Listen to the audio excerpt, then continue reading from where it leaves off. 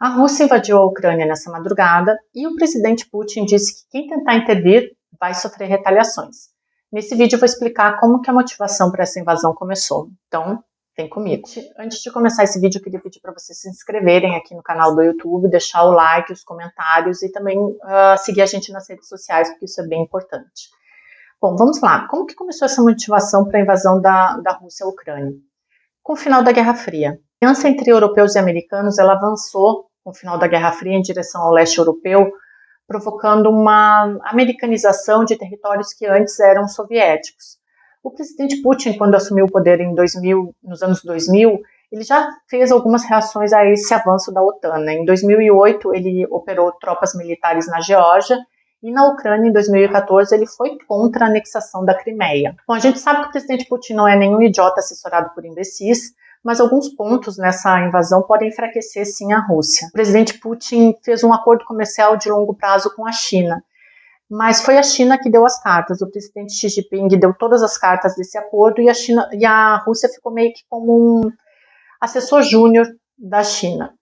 Por sua vez, a Rússia tem armado belicamente a Índia, que possui o maior exército do mundo e é um inimigo comercial da China. Também essa invasão da Rússia, ela provoca em países europeus, ela reforça a sensação de que os países europeus têm que diversificar o comércio de energia renovável para diminuir a dependência russa. Há quem diga que a Rússia já está preparada para isso. Um outro ponto é que essa decisão dos russos de invadir a Ucrânia provoca uma instabilidade na própria Ucrânia, mas por mais que aconteça essa invasão, acredita-se que o nacionalismo ucraniano vai continuar muito forte.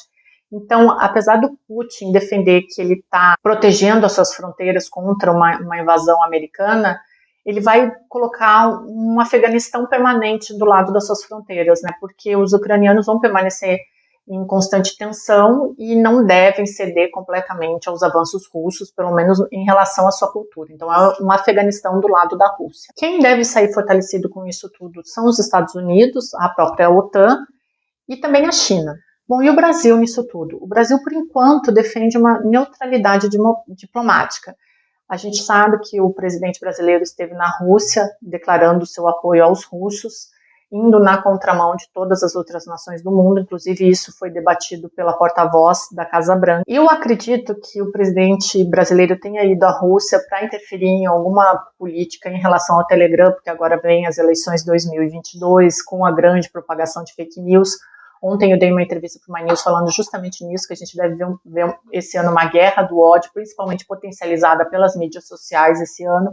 Então o Telegram é um aplicativo russo, não tem base no Brasil, portanto não responde às leis brasileiras. Mas aí qual é o histórico do Brasil em contextos de guerra? Durante o período da pré-guerra, nos anos 1930, a política externa brasileira foi de garantir o melhor benefício possível para o Brasil. Então a gente negociava aqui com os Estados Unidos e com a Alemanha. Os Estados Unidos estavam aumentando a sua influência na economia a partir da retomada gradual da sua própria economia.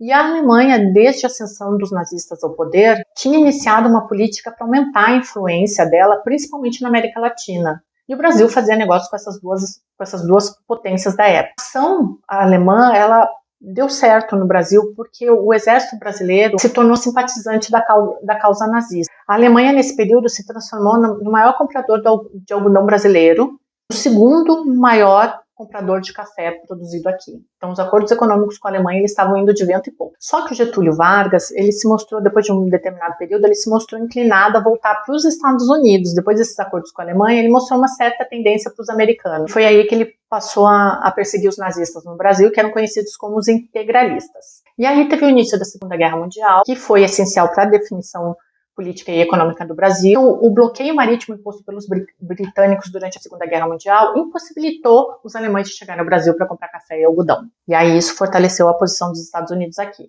Os Estados Unidos observavam o avanço alemão no Brasil com cautela, mas aí começaram a estabelecer alguns acordos comerciais, como, por exemplo, começaram a comprar em abundância a borracha produzida aqui no Brasil. E aí esse conjunto de acordos permitiu a cessão de borracha para os Estados Unidos do Nordeste e também bases militares americanas que se instalaram no Nordeste. Em contrapartida, os norte-americanos aceitaram subsidiar a construção de uma siderúrgica redonda e fornecer equipamento militar para o Brasil. Aí vem alguns pontos de mudança que a gente percebe até hoje. O presidente Roosevelt nomeou o Rockefeller para ser um introdutor cultural americano no Brasil. E a equipe do Rockefeller, junto com o Walt Disney, foi responsável, por exemplo, pela criação do Zé Carioca.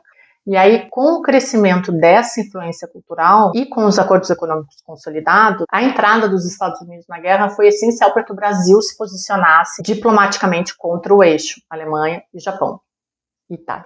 E por que eu contei toda essa história? Porque tudo depende de como que a economia vai funcionar. A soja é o principal produto exportado para a Rússia. Mas de uns anos para cá ela tem sofrido algumas sanções porque tem ido muito agrotóxico para a Rússia e eles têm reclamado. E as exportações de carne bovina elas caíram para 6ª colocação no ano de 2021. Então, por enquanto, essas relações comerciais elas estão estremecidas, o que faz muito as pessoas perguntarem o que o presidente Jair Bolsonaro está fazendo na Rússia. Por causa disso, porque as relações comerciais estão estremecidas.